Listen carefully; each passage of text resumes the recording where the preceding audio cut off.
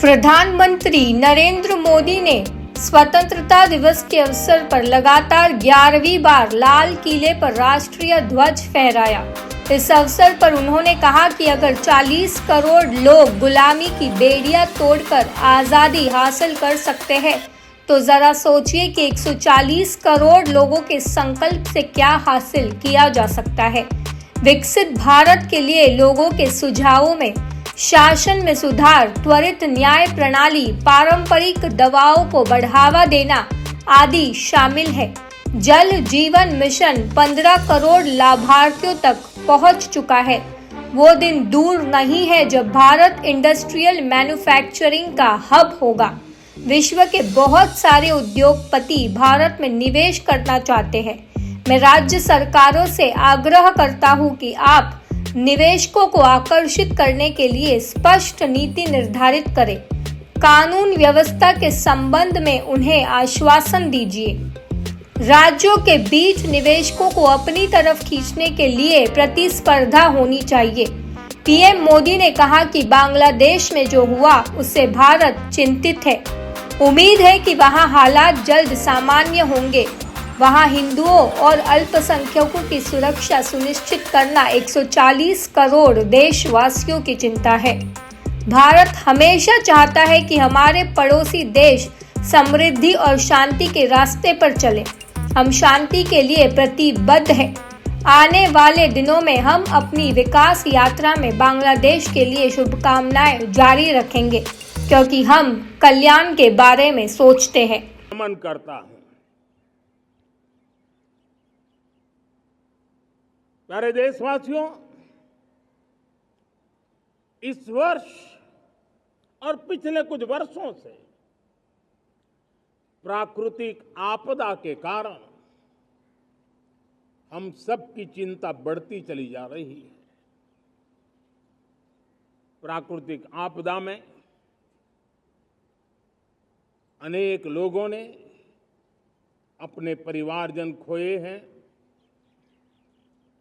संपत्ति खोई है, राष्ट्र ने भी पारावार नुकसान भोगा है। मैं आज उन सब के प्रति अपनी संवेदना व्यक्त करता हूं और मैं उन्हें विश्वास दिलाता हूं कि यह देश इस संकट की घड़ी में उन सब के साथ खड़ा है। मेरे प्यारे देशवासियों, हम जरा आजादी के पहले के वो दिन याद करें। सैकड़ों साल की गुलामी, हर कालखंड संघर्ष का रहा। युवा हो, बुजुर्ग हो, किसान हो, महिला हो, आदिवासी हो, उन्होंने गुलामी के खिलाफ जंग लड़ते रहे, अविरत जंग लड़ते रहे। इतिहास गवाह है कि 1857 के स्वातंत्र संग्राम जिसको हम याद करते हैं, उसके पूर्व भी हमारे देश के कई आदिवासी क्षेत्र थे जहां आजादी का जंग लड़ा जाता था। साथियों, गुलामी का इतना लंबा कालखंड,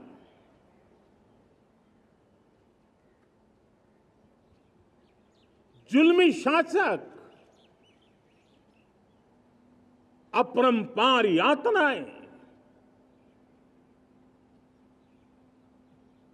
सामान्य से सामान्य मानवीयों का विश्वास तोड़ने की हर तरकीब है। उसके बावजूद भी उस समय की जनसंख्या के हिसाब से करीब 40 करोड़ देशवासी आजादी के पूर्व 40 करोड़ देशवासियों ने वो जज्बा दिखाया, वो सामर्थ्य दिखाया।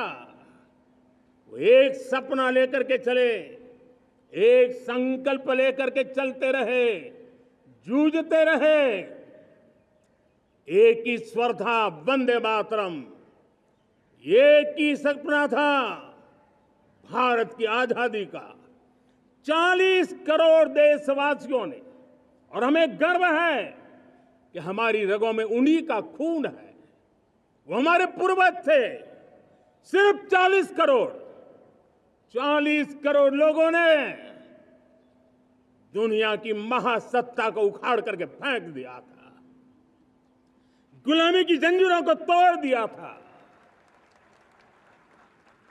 अगर हमारे पूर्वज, जिनका खून हमारी रगों में है, आज हम तो 140 करोड़ है।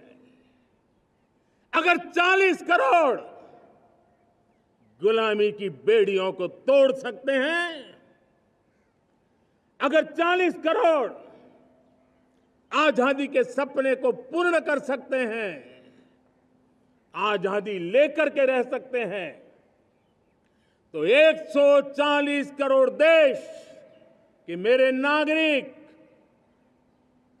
140 करोड़ मेरे परिवारजन अगर संकल्प लेकर के चल पड़ते हैं, एक दिशा निर्धारित करके चल पड़ते हैं, कदम से कदम मिलाकर, कंधे से कंधा मिलाकर अगर चल पड़ते हैं, तो चुनौतियां कितनी भी क्यों ना हो, अभाव की मात्रा कितनी ही तीव्र क्यों ना हो, संसाधनों के लिए जूझने की नौबत हो तो भी हर चुनौती को पार करते हुए हम समृद्ध भारत बना सकते हैं। हम 2047 विकसित भारत का लक्ष्य प्राप्त कर सकते हैं।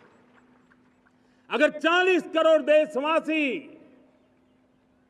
अपने पुरुषार्थ से, अपने समर्पण से, अपने त्याग से, अपने बलिदान से आजादी दे सकते हैं, आजाद भारत बना सकते हैं, तो 140 करोड़ देशवासी उसी भाव से समृद्ध भारत भी बना सकते हैं। साथियों, वो एक समय था जब लोग देश के लिए मरने के लिए प्रतिबद्ध थे और आजादी मिली थी। आज ये समय है देश के लिए जीने की प्रतिबद्धता का। अगर देश के लिए मरने की प्रतिबद्धता आजादी दिला सकती है, तो देश के लिए जीने की प्रतिबद्धता समृद्ध भारत भी बना सकती है।